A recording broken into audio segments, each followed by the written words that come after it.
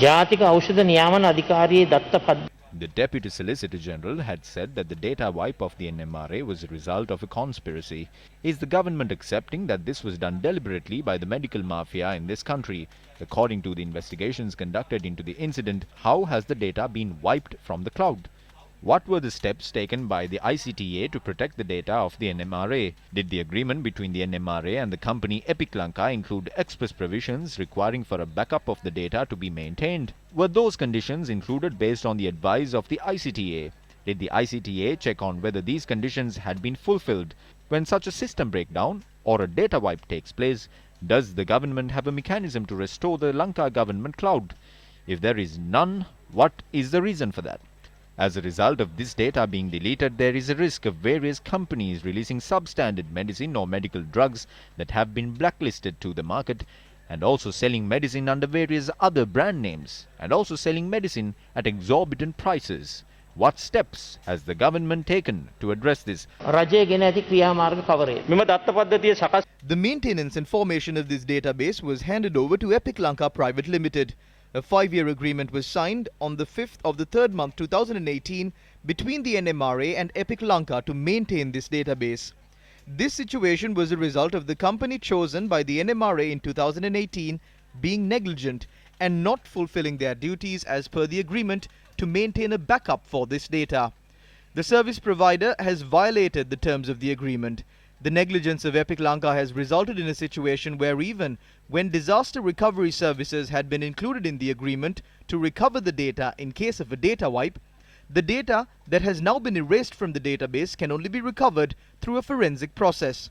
Many people are asking as to what kind of information was lost. 5,925 files had been deleted. Out of this, 3,137 files, or 53% of the documents, are of pharmacy registered drugs and renewal of those license. Honorable Opposition Leader, since the day this data system began, it was crippled. It is because of this inefficient state of the eNMRA database that we requested for documents on the registration of equipment and medicine related to COVID-19 be done manually. During the time period between 2015 and 2019, the government had spent an exorbitant amount to purchase certain medicine. We informed the Criminal Investigations Department to conduct an investigation into this matter. Here are some of those medicine. The Captopil syrup, 5 milligrams, in 2019, it was purchased at 55,105 rupees. After we came into power in 2020, we purchased it at 395 rupees. The Nourish Pam injection was purchased at 17,957 rupees.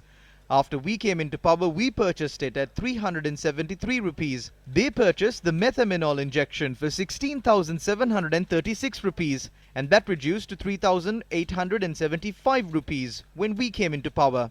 I am tabling in Parliament the list of 35 medical drugs that were purchased at exorbitant rates, and this matter is being investigated by the CID. Also under the guise of emergency purchases, 1.14 billion rupees worth of medicine had been purchased. This is an unusual cost for these medicine.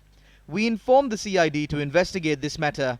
It was only after the investigations began that those data were deleted from the cloud.